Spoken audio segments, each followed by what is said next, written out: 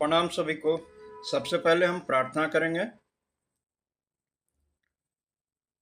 ओम भूर्भुवः स्वः तत्सवितुर्वरेण्यं भर्गो देवस्य धीमहि धियो यो नः प्रचोदयात्।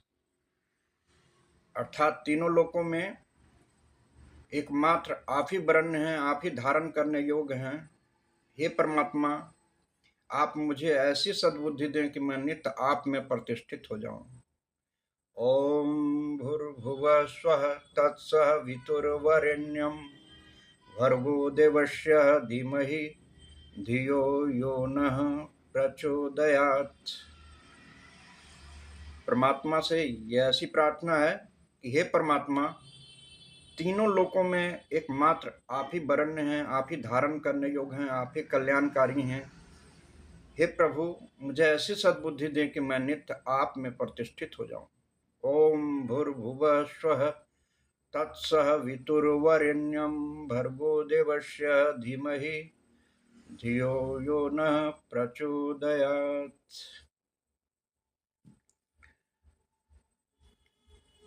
सबसे पहले प्राणायाम करेंगे और प्राणायाम में ये करेंगे कि गहरी लंबी सांस भरेंगे और धीरे धीरे सांस को छोड़ेंगे। इससे प्राण में संयम आती है और जैसे जैसे प्राण संयमित होगा, नियंत्रित होगा, वैसे वैसे मन भी संयमित और नियंत्रित हो जाता है। तो पूरा समर्पण का भाव रखते हुए, पूरा एकाग्रचित हो करके अब अपने मन को हम इसमें लगाते हैं। धीरे धीरे गहरी लंबी श्वास भरना है, पूरा कंठ तक भरें और जब श्वास को छोड़ें तो पूरा नाभि तक छोड़ दें, यानी नाभि को देखें सिर्फ, तो नाभि भीतर जाएगा और पूरा प्राण बाहर आएगा। गहरी लंबी श्वास धीरे धीरे, एक एक श्वास को अमृत के समान पान करें।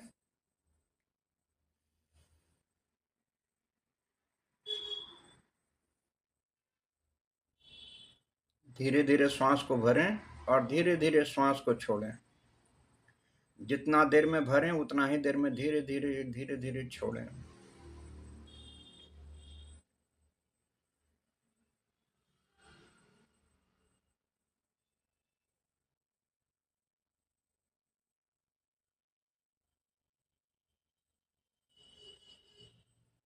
आप अपने आप को जितना ऑक्सीडाइज करेंगे उतना मन शांत होगा।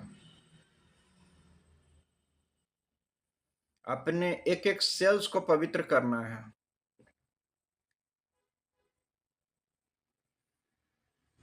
आहिस्ते आहिस्ते श्वास को पूरा अमृत के समान भरें और अपने एक एक सेल्स को पुष्ट करने का प्रयास करें।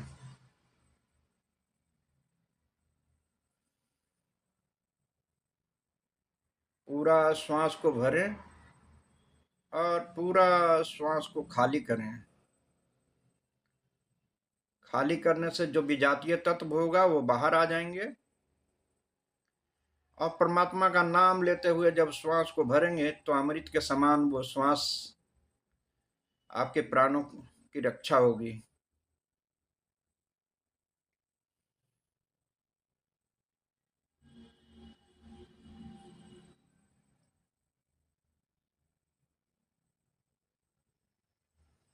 अपने मन को अपने प्राण पे, अपने प्राण को देखें, अपने श्वास को देखते रहें। अपने श्वास के ऊपर ही एकाग्र करें मन को। श्वास भरें तो ऐसा फील करें कि आपके एक एक सेल्स ऑक्सीडाइज हो रहे हैं।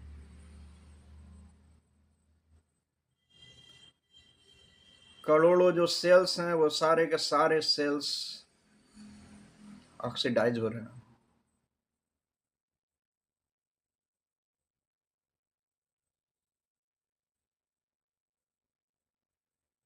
पूरा श्वास भरें और पूरा श्वास को खाली करें। जब खाली करें तो नाभि और नाभि से जो 2 इंच के नीचे का हिस्सा है वहां पे चित्त है, स्वाधिष्ठान चक्र है वहां पे।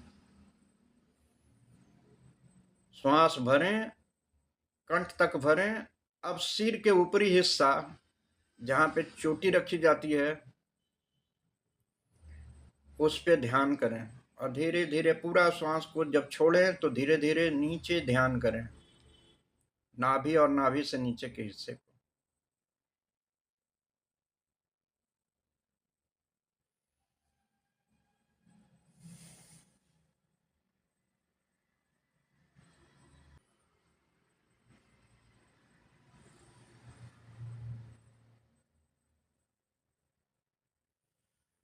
प्राण का जो उदय हो रहा है वो हमारी चेतना से उदय हो, तो हमें अपने चेतना को देखना है, जहाँ प्राण लय हो रहा है और जहाँ से प्राण का उदय हो रहा है। हमें मन को उस पर केंद्रित करना है। ध्यान से देखें, यह सांस जहाँ से श्वास की उत्पत्ति हो रही है और जहाँ जिसमें श्वास का लय हो रहा है वह हमारी शुद्ध चेतना है।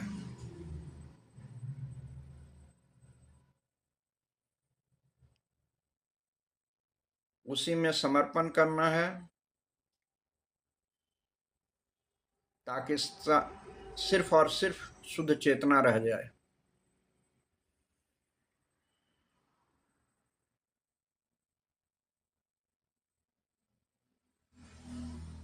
जब आप सब कुछ को छोड़ देंगे तो सिर्फ और सिर्फ चेतना ही रह जाएगा।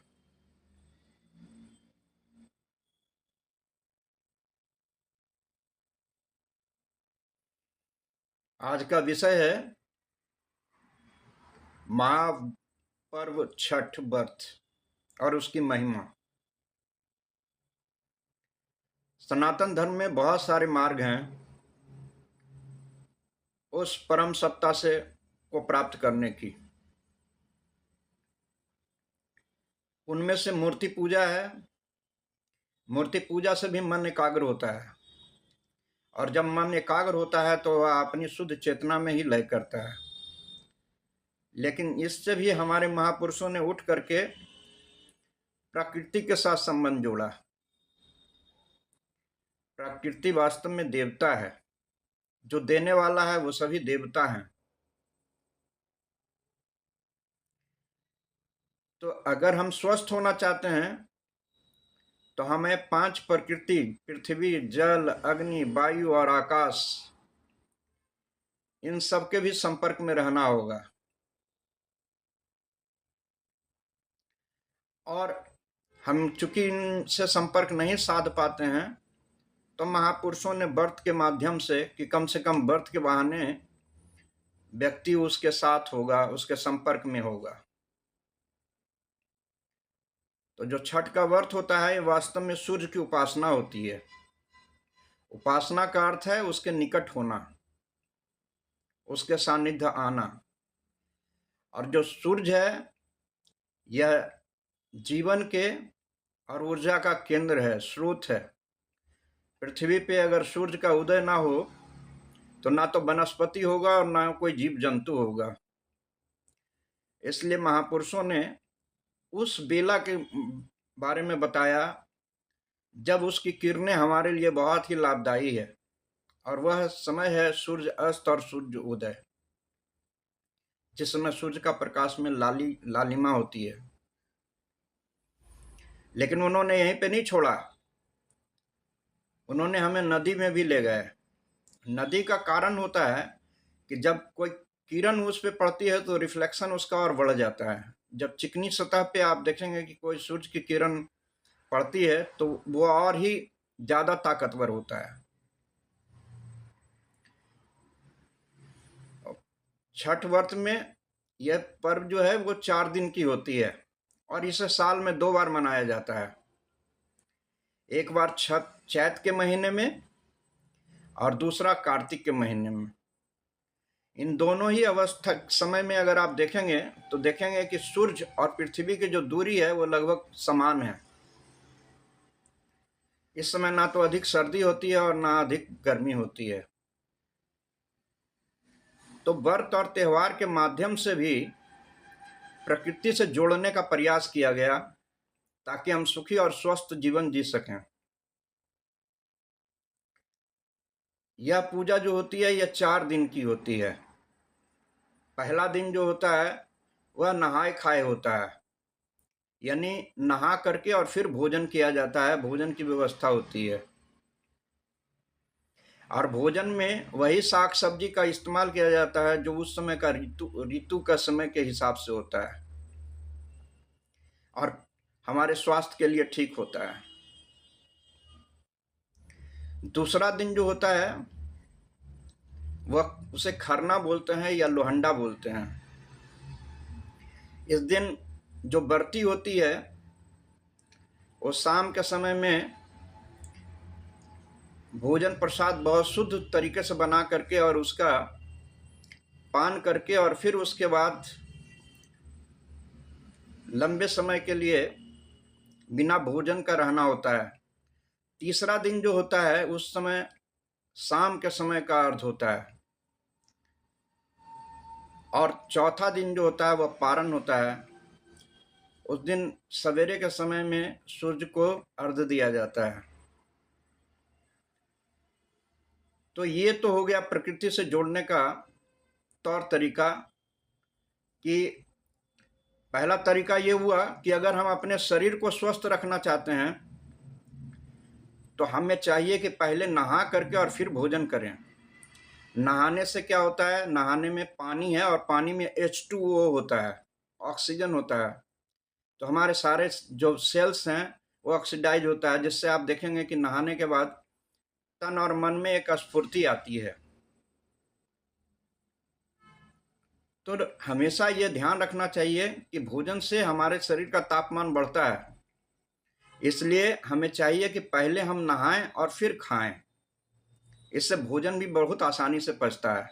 तो शरीर को स्वस्थ रखने के लिए हमें नहा करके ही भोजन करना चाहिए और नहाने का समय भी ये हो कि सूर्योदय से पहले नहा लिया जाए, यानी बाहर अग्नि तत्व बढ़े उससे पहले हमें स्नान कर लेना चाहिए। और दूसरा दिन जो होता है वो पूजा के दिन क्या होता है कि पूरा व्रत में रखा जाता है और शाम के समय जो भोजन किया जाता है वो बहुत शुद्ध आहार लिया जाता है। इसका मतलब ये हुआ कि मन को शुद्ध रखने के लिए अल्प आहार की आवश्यकता है और वह भी सात्विक भोजन, यानी सात्विक भोजन सीमित मात्रा में अगर लिया जाए तो इससे मन स्वस्थ होता है। तीसरा दिन जो होता है हम जो सूर्य है, जो जीवन और ऊर्जा का स्रोत है, हम उसकी जाके आराधना करते हैं, लेकिन वो करते उस समय है जब वो अस्त हुआ होता है। अस्त होते हुए सूर्य को हम देते हैं, अर्घ्य देते हैं। जाके जल में स्नान होता है और स्नान करने के बाद उसे अर्घ्य दिया जाता है। अर्घ्य देने का अर्थ है अहंकार का त्याग। और जल जो है यह निर्मल करता है, यानी चित्त हमारी चित्त वृत्ति निर्मल हो। और पूजा के दौरान फिर हम अग्नि जला करके भगवान से प्रार्थना करते हैं। इसका अर्थ ये भी हुआ कि अपने बुद्धि को हम उस चेतना में स्थित करें। तो जो पूजा का असली तरीका है, जो अध्यात्म है, अध्यात्म में भी 4 चीजें हैं: स्थूल, सूक्ष्म, सूक्ष्म और अति सूक्ष्म और अति सूक्ष्म। इसका अर्थ हुआ कि शरीर स्थूल है, मन जो है वो सूक्ष्म है, जीवात्मा जो है अति सूक्ष्म और सूक्ष्म का मिश्रण है, और जो परमात्मा है वह शुद्ध आत्मा है, शुद्ध चेतना है। तो देखा जाए तो ये 4 दिन की जो पूजा है ये कंप्लीट पूजा है। पहला दिन शरीर की शुद्धि की गई, दूसरा दिन मन की शुद्धि की गई और तीसरा दिन जो है ये जीवात्मा का पूजा है, क्योंकि जीवात्मा में ही प्रकाश और अंधकार दोनों है। उसमें जो अनात्मा का मिश्रण है, इसी के कारण उसे बार बार जन्म मरण में आना पड़ता है। तो तीसरा दिन जो है प्रकाश तो मिलता है, लेकिन फिर अंधकार में व्यक्ति चला जाता है, संसार फिर अंधकार में डूब जाता है। जीवात्मा में भी यही है। हम जब तक आत्मा का वर्चस्व देते हैं तब तक तो हमें प्रकाश मिलता है, लेकिन जैसे ही जीव को भाव देना हम शुरू करते हैं, अहंकार को स्थान देना शुरू करते हैं, तो जीव अंधकार में डूब जाता है। सूर्य की स्व प्रकाश होती है, और चौथा दिन जो होता है, इस दिन व्रत की समाप्ति होती है। सूर्य जो है यह स्व प्रकाशक है, लेकिन अगर शुद्ध अध्यात्म की बात की जाए तो जो चेतना है यानी परम आत्मा है, वह उसका अपना प्रकाश है, वह स्व प्रकाशित है। तो हम प्रकृति के साथ जब अपना समन्वय बनाते हैं तो हम शुद्ध और पवित्र होते हैं।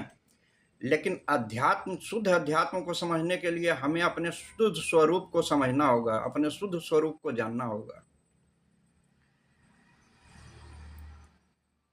तो आइए हम सभी अब अपने शुद्ध स्वरूप का दर्शन करते हैं, और उसके लिए जो हम अपना प्राणायाम कर रहे हैं, वो प्राणायाम करते हुए ही उसी माध्यम से करेंगे।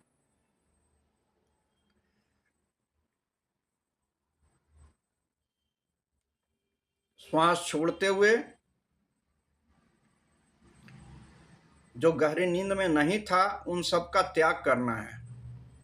गहरी नींद के समय की अवस्था देखिए, प्रलय का अवस्था है। प्रलय का मतलब है प्र में लय कर जाना। प्र मीन्स जो इन सबसे प्र है, जो इन सबसे परे है, वह कौन है? वह चेतना ही तो है।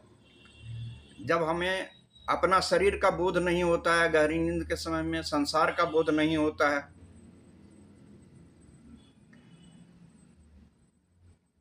तब अपने मैं भाव का भी बोध नहीं होता है कि कर्ता कौन है। लेकिन चूंकि वो अज्ञात अवस्था में हम अपने शुद्ध चेतना में ही लय कर जाते हैं, इसलिए हमें अपने शुद्ध चेतना का भी बोध नहीं होता है।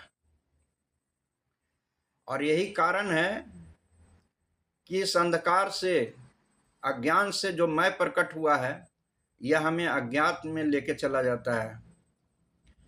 इसी कारण विभक्ति हुई है, और जहां से विभक्ति हुई है हमें वहीं उसी को समझ करके वहीं पे भक्ति करना। भक्ति का मतलब है जोड़, योग।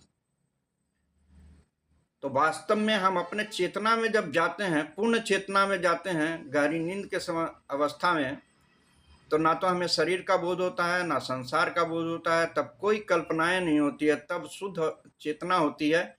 लेकिन चूंकि हम अज्ञात रूप में उस अवस्था में जाते हैं, इसलिए हमें उस जिस अवस्था में हम जाते हैं उस आनंद का अनुभूति हमें पूरा नहीं होता है। लेकिन फिर भी प्रत्येक व्यक्ति का यह अनुभव है कि जब वो थका हुआ, हारा हुआ व्यक्ति जब नींद से उठता है तो कहता है कि आज बड़ी अच्छी नींद आई है, आज मजा आ गया। यानी वहां पे कुछ ना कुछ ऐसी बात थी जिसमें मजा था, आनंद था, और इसीलिए लोग सोते हैं। लेकिन संसार में जो जीवन मनुष्य का मिला है वो सिर्फ खाने पीने, सोने और मनोरंजन करने के लिए नहीं मिला है। वास्तव में यह जीवन का एक उद्देश्य है, एक ध्येय है कि मनुष्य बन जाए, अर्थात मन होश में आ जाए। तो श्वास छोड़ते हुए जो चीज का बोध नहीं था गहरी नींद के समय में, उन सब का त्याग करना है।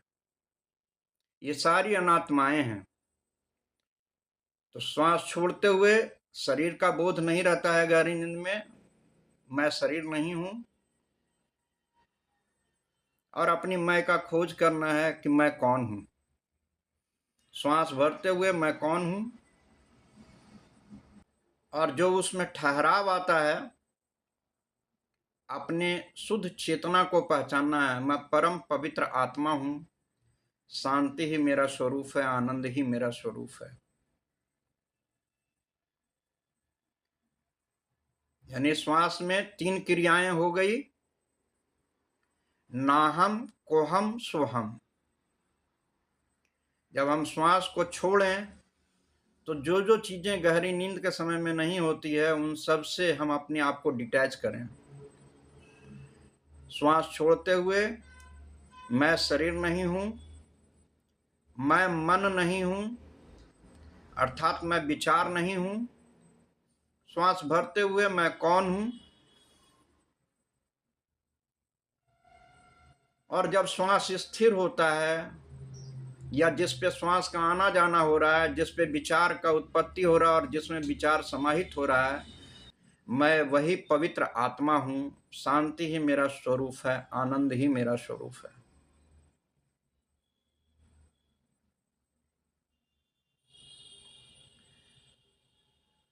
अपनी चेतना को पहचानना है और अन्य सभी चीजों को छोड़ना है। तो ये जो क्रियाएं हो रही है, इसमें दोनों ही काम हो रहा है, खोज की भी हो रही है और समर्पण का भी हो रहा है। श्वास छोड़ते हुए मैं शरीर नहीं हूं, मैं विचार नहीं हूं और मैं विचार करता भी नहीं हूं, क्योंकि ये सारे के सारे गहरी नींद की अवस्था में नहीं होते हैं। श्वास भरते हुए मैं कौन हूं। अब जब ये सारे अनात्म नहीं है तो जो शेष रह गया वह शुद्ध चेतना रह गई। मैं वही परम पवित्र आत्मा हूं, शांति ही मेरा स्वरूप है, आनंद ही मेरा स्वरूप है।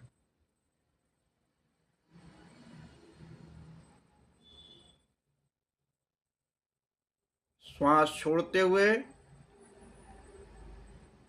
शरीर का बोध नहीं होता है गहरी नींद में, कोई विचार भी नहीं होता है गहरी नींद में, और जिस विचारकर्ता का उदय हुआ है गहरी नींद के बाद वह स्वयं भी नहीं होता है गहरी नींद के समय। तो इन सब का त्याग करके अब इसके बाद शेष क्या रह गया, तो शेष से शुद्ध चेतना रह गई।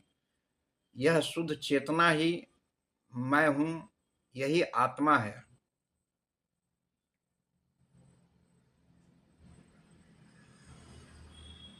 यह आत्मा आदि अंत से परे है, अविनाशी है।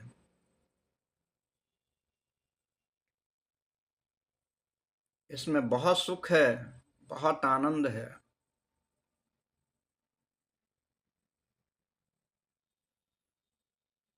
प्रत्येक व्यक्ति मन की शांति चाहता है, क्योंकि आत्मा ही इन सबका आधार है, आत्मा ही वह स्रोत है।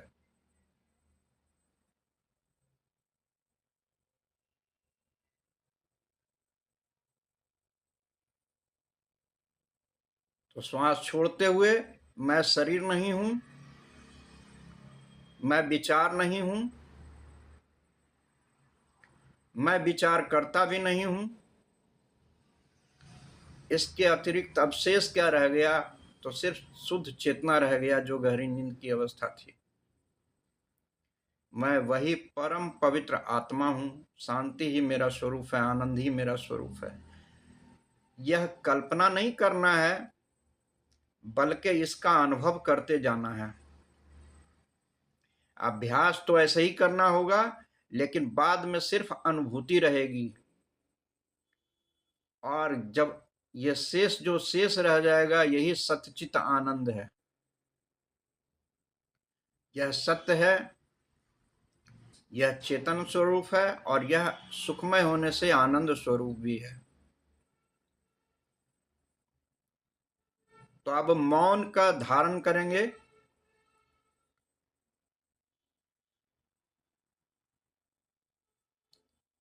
मौन ही वास्तव में समाधि है। समाधि का मतलब होता है सम, यानी आत्मा, और आदि मीन्स होता है, आदि का मतलब होता है बीच, यानी आत्मा के मध्य स्थित होना। और यह तभी होगा जब मन उसमें लय होगा।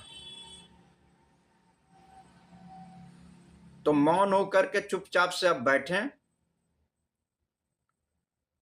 विचार आएगा तो ये देखेंगे कि विचार किसको आ रहा है, तो ये विचार विचारकर्ता को आ रहा है। विचारकर्ता की उत्पत्ति कब हुई है, जब गहरी नींद से उठे हैं।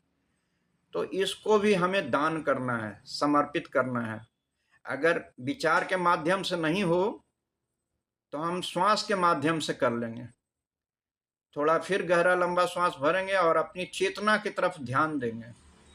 जब आप खूब लंबी गहरी श्वास भरते हैं तो चेतना उस समय भी चेतना होती है, लेकिन जब आपका श्वास ठहरता है उस समय पूर्ण चेतना होती है।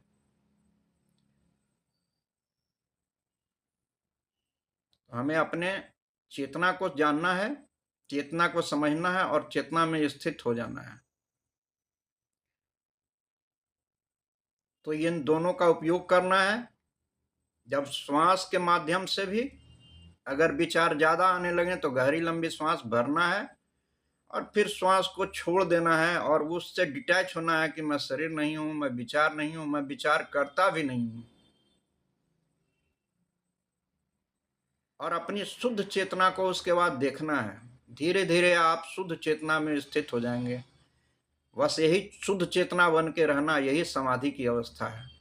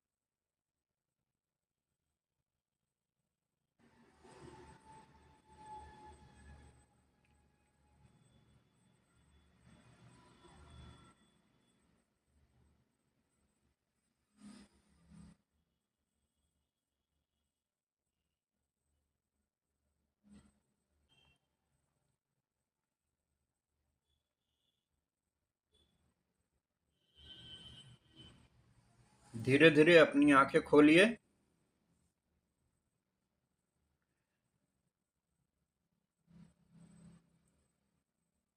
किसी को अगर कुछ पूछना है, बोलना है तो आप बोल सकते हैं। कोई मशविरा देना है तो दे सकते हैं।